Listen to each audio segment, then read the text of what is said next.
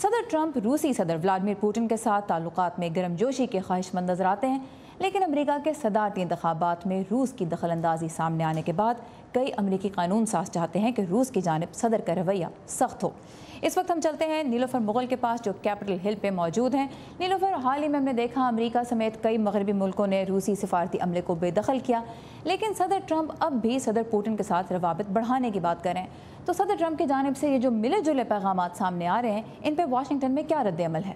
جی سارا، بالکل امریکی صدر ڈونلڈ ٹرمپ نے روس کے صدر ولادیمیر پوٹن کو فون کر کے وائٹ ہاؤس میں جلد میٹنگ کی ایک دعوت کی ہے، جس پر تنقید بھی کی جا رہی ہے، لیکن کچھ امریکی صدر ڈونلڈ ٹرمپ کا یہ کہنا ہے کہ ان کا رویہ روس کے ساتھ جتنا سخت ہے اور رہا ہے اتنا کسی کا بھی نہیں رہا۔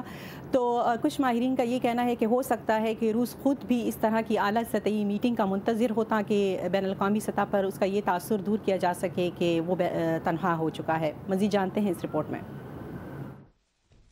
منگل کے روز 3 بلکان ریاستوں کے لیڈروں کے ساتھ میٹنگ کے بعد رپورٹروں نے صدر ٹرمپ سے روس کی جانب سے خطرے اور روسی صدر ولادیمیر پوٹن کے ساتھ تعلقات کے بارے میں پوچھا۔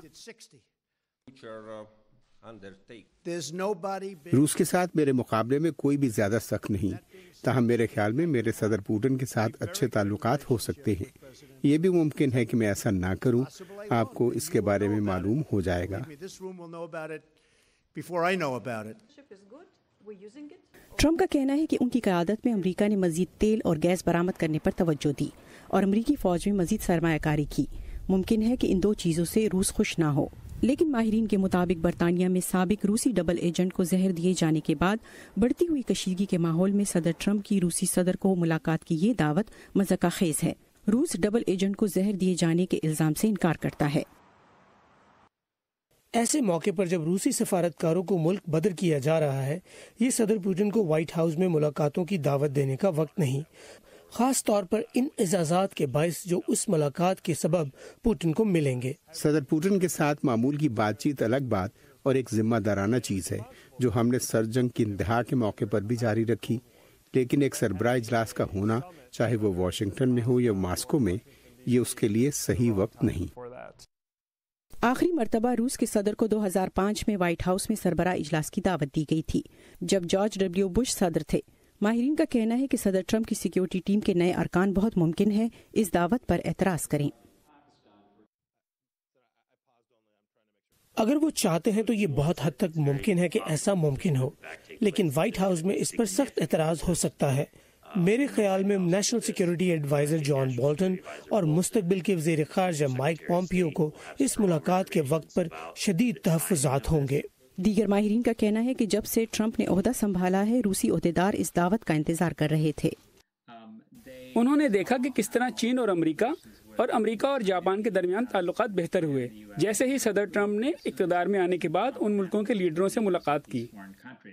ویٹس کا کہنا ہے کہ وائٹ ہاؤس کو سربراہ اجلاس کو نتیجہ خیز بنانے کے لیے کسی بڑے اعلان یا کچھ اہم پیش رفت کی ضرورت ہوگی۔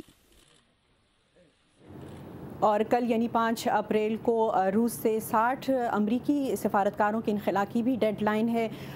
روس جو ہے وہ سینٹ پیٹرز برگ میں امریکی سفارت خانہ بند کرنے کا اعلان بھی کر چکا ہے۔ یہ اقدام ایک ایسے وقت میں اٹھایا گیا ہے جب امریکہ سے 60 روسی اہلکاروں کے انخلاء اور ایک سیاٹل میں روسی سفارت خانے کو بند کرنے کے لیے کہا گیا۔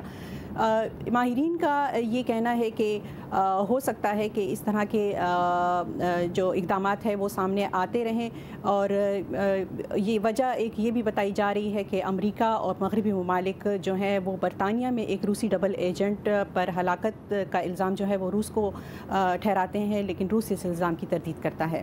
جی سارا۔ نیلوفر مغل ہمارے ساتھ ہی کیپٹل ہل سے۔ Thank you Niloufer for this round up.